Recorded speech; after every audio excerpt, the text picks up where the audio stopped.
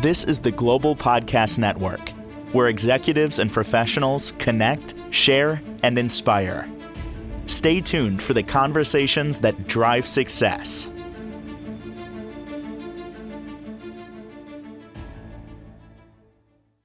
And welcome back, everyone. So many of us, when we're going through some stuff, we'll get some help. Psychologist. What about your animal, your pet? There's actually a psychologist for them, psychologist of sorts. We're going to talk with somebody who is just that person. She's behind the Animal Psychology Center.com. And today it's all about unwanted behavior from our animals. Yeah, sometimes they're fantastic. You love them no matter what, but sometimes they're doing things that you prefer them not to do, but you're really not sure what you should do. She is sure. She's Katherine Andrews. She's back with us. How are you today? Hey, hi, Steve. I am doing great. I'm excited to talk about this topic because one of the ways you can make your relationship better with anyone, including your dog, is to communicate behavior that you don't want. And one of the more common things that I hear about is dogs getting excited and jumping on people. And my clients seem to have a really hard time getting their dog to understand and not do that.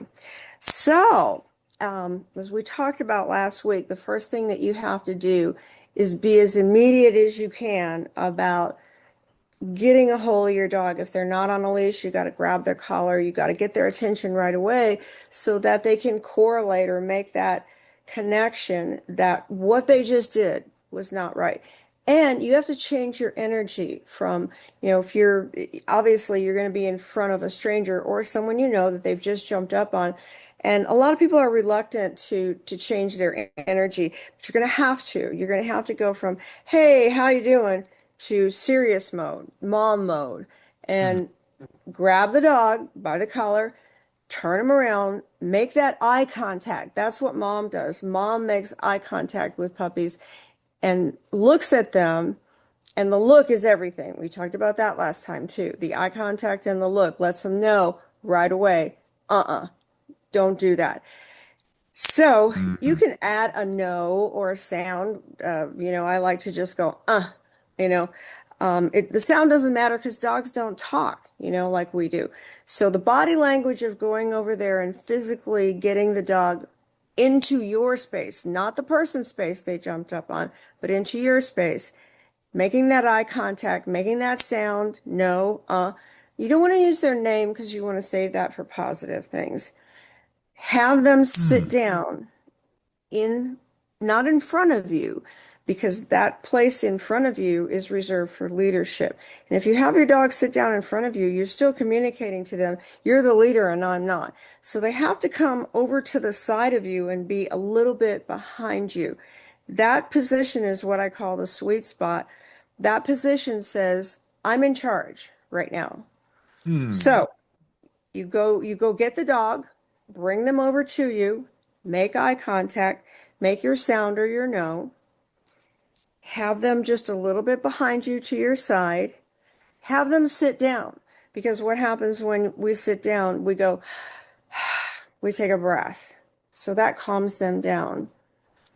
Then from there, let them go like nothing ever happened.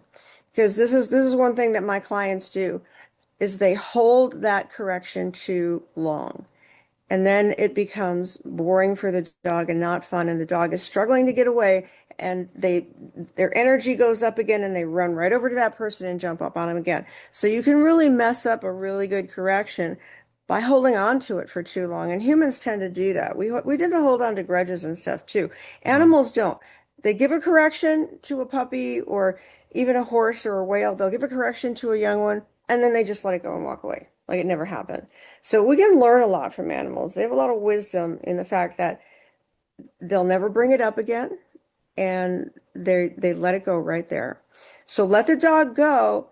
If he goes back and jumps again, what do? You do the same thing over. But when you let that dog go, in your mind, you have to think, all right, buddy, you got a correction. Don't do it again. Because dogs read your thoughts. And He's going to read your thought. And you want to stay in that leadership mode until you know he's not going to jump up again. And it'd be a good idea when you let him go to tell that person, hey, my dog's in training and I'm watching him right now. I don't want him to jump up on you again. So he knows, all right, all eyes are on you. We're not going to do that behavior again. And I'm telling you, if you put those steps together and do that, you're you're going to open that pathway in the brain and you're going to correct that behavior right then and now. So You what do you said think? something. Oh, I love it. I love it. And I'm just going over little pieces of what you said because I'm surprised and things that we should be mindful of. Don't use your dog's name unless it's in a positive way. That's what I heard you say. Is that you Yeah, right? exactly. Okay. Yeah. Interesting. Yeah. I never thought of it, but it makes perfect sense. Is it? I mean, so many of us, if we have a male dog, good boy, you just good boy, good boy. Is that okay to say? Does it even resonate? Do they even pick up on that? Well, here's the thing. When you are as soon as you're doing that correction, as soon as you are say you're greeting someone at the door and your dog runs over and jumps up, as soon as you are in that mom mode, you're in that correction mode, you have to not give praise because dogs are very big on segments of time. And the three Mm, big segments of time that they live by is eating mode, play mode, and working mode. So if you take it into working mode, you cannot go into play mode. So even though he goes over there to the person and doesn't jump up on them, you could put your hands on them and pet them, and the person can too. But what you cannot do, what's going to ruin the whole thing, is for you to go, oh my gosh, good boy. And for the person to go, oh my gosh, good girl. Because then you go right into excitement mode, and the dog is going to jump up all over again. Because you can't go that quickly from working mm. mode or training mode, or whatever you want to This call it. I this is call it big. working mode. This is Yeah. big because we all Yeah. make that mistake. We get so happy, like, you did That's, it. You good yeah. boy. And then Yeah. Yeah. and this is further fortifies the belief that dogs live in the moment right now. They're in this moment. So if they want, something to eat, you can't say to them, "Oh, I'll get you something a little bit later. Hang on, just a couple of minutes. I'm in the middle of doing." They don't now. I want it now. They live in the moment. So to your example, front door, they didn't jump up on somebody. You made the eye contact. You made the correction. We're in a good place. Leave the moment as it is, as opposed to ruining the moment and praising Yeah, them. exactly. In fact, when I do service dog training with people and the dog is doing good things, I encourage them, don't get into that excitatory mode and go, oh my gosh, or don't say good boy. Just save it for later. Later on you can get them up on the couch, read poetry to them, tell them what a great dog they are. Save it for later because when you and I are doing our job, no one sits there and applauds us. No one runs over and gives us a kiss every time we do something good. It's just not done. And when you think about it, it's not quite right. We don't get flowers every time we do something good because we're in working mode. And if we're a boss and we do that kind of thing, it's seen as a weakness. And dogs Mm, see it as a weakness. And remember, the thing that your dog needs from you more than anything else besides love is leadership. yeah. It's huge. And Dogs are this is pack animals like us. same thing with kids. I talk to Yeah. any therapist, psychologist, they'll say the same thing that your kids need boundaries. They may buck it. They may, I don't want to do that. But deep down inside, they're saying, please, more, more, more. I need to know where I stand in the hierarchy of the family, what I can do, what I can't do. They don't want to just go off the rails. They want to be within the rails. So learning a lot today. What else can you tell us to correct behavior? I just got to throw something in there, and I'm paraphrasing here, but it was Jesus that said something like disagreement with love is the highest form of love. You know, um, dis Hmm. meaning like when someone is doing something cruel to another person, disagreeing with love. It's the highest form of love. to help Wow. someone, to rescue someone, to yeah. And I There's a agree with that. there's a lot of interesting truth in that where you have a situation, we disagree. What different roads you can take. You can be nasty, you can be Mhm. spiteful, you can be revengeful, or you can just disagree. Yeah, I love you, but we're on different pages. Um, there's a song that came out back in the 70s. Dave Mason was the artist. It was a hit. It was a top 10 hit. It's called We Just Disagree. And basically, there ain't no Yeah, good yeah, guy. There ain't no bad guy. There's only you and me, and we just disagree. So yeah, in a way, yeah, that's a little bit like love. There's no negativity. We just have difference of opinion, and then you leave it at that. Hmm. yeah. And it also reminds me of the fact that many species are pack animals. There's very Sure. few species that are solitary, and dogs are pack animals. Humans are pack animals, and in the world of pack animals, the thing that is pro survival, because that's how we are programmed, it's how dogs are programmed, pro survival. Pro survival Hmm. in the pack depends on the number one thing, good leadership. So if anything, you have to be a good leader for your dog. Being a weak leader serves no one. And that's one thing that I teach besides communication. Number one is communication, number two is leadership. And all of the people that I've taught leadership to who weren't good leaders, not only did their relationship with their dog benefit, but all areas of their life blossomed. And I got to tell you, it's kind of funny because a lot of people who weren't good leaders brought their dog to me, became great leaders with their dog. They got divorces, they quit jobs, their relationship with their kids ended. A lot of times their kids didn't like me for a long time. And then, of course, it changed because they realized that there was value in leadership. And they also realized that the way they were treating their mom wasn't good. So Mm. there's good leadership and communication bleeds into all areas of your life. You can't help it. It's just the way it is. And that's what makes me proud of what I do because it just kind of like that whole network marketing pyramid thing. Uh-huh. It just Well, exponentially creates so much more in your life. And it's just such a positive. Catherine, you think of it this way. We're all leaders. We're leading us. We're leading our lives. Back Yeah. to another song. Back to another song. Song I is love called it. Sunshine. Jonathan Edwards, another top 10 hit, came out in the early 70s. Very short song, Yeah. but the Yeah. lyrics go, if he can't run his own life, I'll be damned if he'll run mine. Yeah. Sunshine. Yeah. Meaning, if you can't lead yourself, how are you going to lead a dog, a human, whatever it might be? Yeah. And this is where my education is. I'm very educated on this subject. And if you're not a good leader, really honestly, nothing in your life can go really well. To a point. You have to be a good leader in your family. You have to be a good leader with your dog. You have to be a good leader at work at times. Yeah. Many times we have to be good followers. And I'll tell you something else.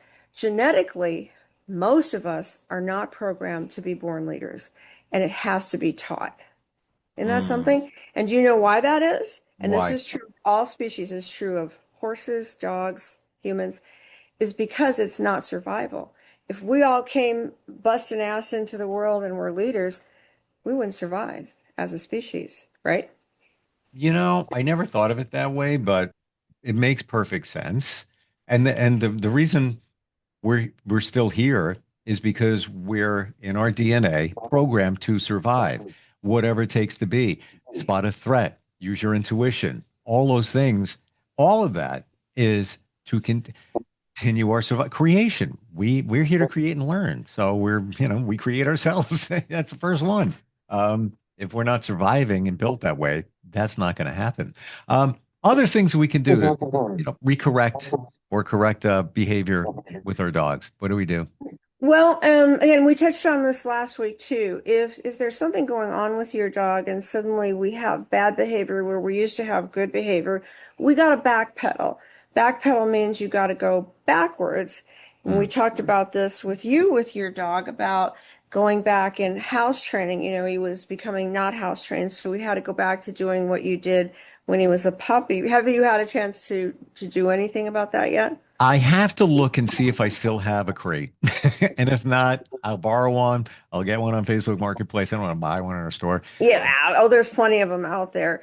Also, you could use a small room too, like a bathroom or a Well, yes, laundry but room.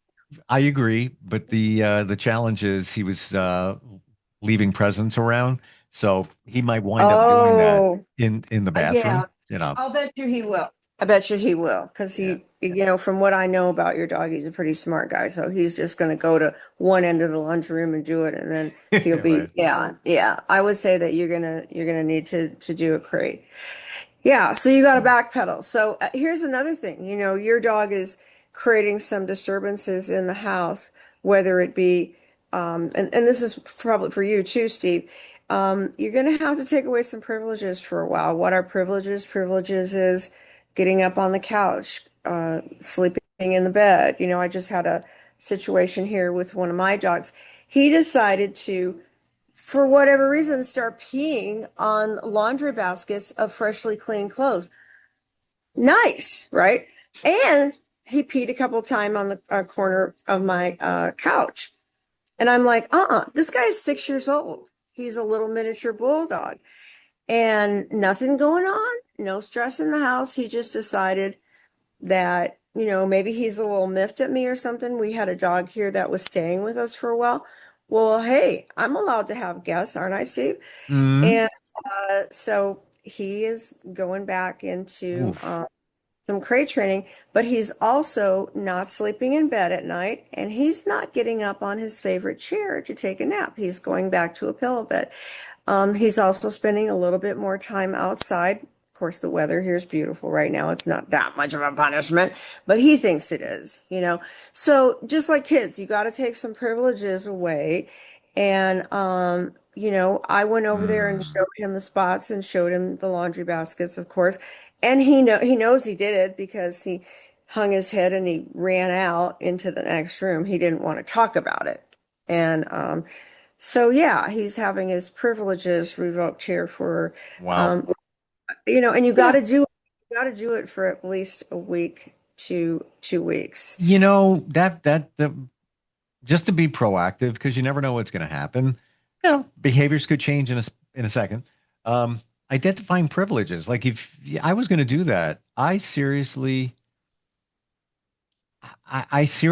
need to think about what the privileges would be. Like he likes to lay on a certain couch. I could take that away. He does come up to bed. I don't know if that would bother him so much. Um, yeah, treats are the thing, but how do I say? You're not getting any treats for a while, dude. Like he's not gonna know. The treats just, come when they Well, come. here's the thing, and I know this, you can say that you don't believe this, but I'm telling you, I've been doing this my whole life, and dogs understand. And I can tell you the evidence speaks because not only do I do this with my dogs, but I do it with the thousands of dogs that I've trained. I used to be director of a humane society. I talk to them. I let them know what's going on. And Rumble's the name of the little bulldog that I'm having a problem with. Hmm. And when I take him off the couch, and I do it with love, I don't like take him off and, spank him or anything or make him feel bad about himself. I just gently take him off the couch and go, hey, buddy, you are not allowed on the couch, so you stop peeing on my stuff. Go to your pillow bed. And that's what I do. And then at night, when he tries to get into bed, I go, get off the bed, and I take him over and put him in his crate. And when he's outside and he's barking at the door, I'll go out on the porch and go, you need to stay outside for another hour today. You haven't been a good boy. And I can tell by the look on his face he understands me. And I'm going to run another parallel to you. There was a dog that stayed with me for this summer for 3 months. He was here for training, but he ended up staying 3 months. He was supposed to be here for a month, but he ended up staying 3 months. His family had some family emergency, and they said, would you just keep him for, and I know that it was hard on him because this is a wonderful place and he loved it here. And I didn't want him to get too attached to us. So I would have a conversation with him when I felt like he was missing his family. And I would say, his name was Oki. I said, Oki, you're here for a while and we love you, but you are going back home. And buddy, don't worry about it. And I'm telling you, and of course, when he was here, I didn't let him sleep with me. I didn't let him get, too close to me. I let him know he was loved, but I didn't let him, I wasn't like all huggy kissy in his face. So when he did go home, and I always am a little bit concerned when animals do go home like this, because I try to not be emotional about it and, be the adult in the room. And the transition went fine. Now, when he comes back here, he's going to be overjoyed to be back here. But because I let him know all summer long that he was going home, he's now made a good transition. He went back to California. He's now made a good transition. So when you are taking him off the bed or putting him in a crate, kindly explain to him, this is being done for, just like you would a child. This is being done for a reason. You have not been your behavior has been bad. You've been pooping on the floor. And he might not understand the exact words, but he certainly understands the energy with what you're using to put him in the crate, with what you're using to take him off the couch. I completely agree. 100%. And based on our talks, I've experienced it. I've seen it. Even on the reverse of that, where I have two cats, one's mushy lovey, the other one's he's changed a lot since I've been. Yeah, tell that story real quick, because that was a great story. Tell that. Remember when you said about your daughter and you didn't take him out of the room? Which one? The cat? Yeah, like when he was going to get up on her and she was studying or she was busy or something, and you were going to take him out of the room on her bed, and you said something to him, and I just reasoned with him. I just told him you can stay up here, but you need to go in the corner because she's busy studying right now. And he looks at me. He almost gave me all right, you got me. Still happy that he gets to be on the bed. And then there's the other cat, a little skitterish, but he's warmed up a lot in the last couple of years, a lot. But he jumps up there. This is last night. And, I wanted him to hang out and I wanted him to feel comfortable. And I just said, go ahead, lay down. You're in a good place. Don't worry about it. And he's usually on guard. He lays down and everything's fine. I completely agree. They feel the energy. They pick up. They might not know the exact words, but they're picking up on it. So much insight here. We're just scratching the surface in terms of changing the behavior. If you want to learn more, animalpsychologycenter.com. Even if you have a question, we'll field the question here. Reach out on the contact section of the website. Also instantfeedbacksteve@gmail.com. If you have a question for Katherine, we'll entertain it here. We'll get your dog back on track, no matter what it is. Thank you so much for being here today. I learned so much every time we get together. It's amazing. You're a great host, Steve. You are very insightful and you are a good communicator. All right, my friend. I'm learning. I communicate with people, you communicate with animals, and it's all good. And, vice versa. We'll catch up next time. All right, take care. Bye-bye. Thanks. This is the Global Podcast Network, where executives and professionals connect, share, and inspire. Stay tuned for the conversations that drive success.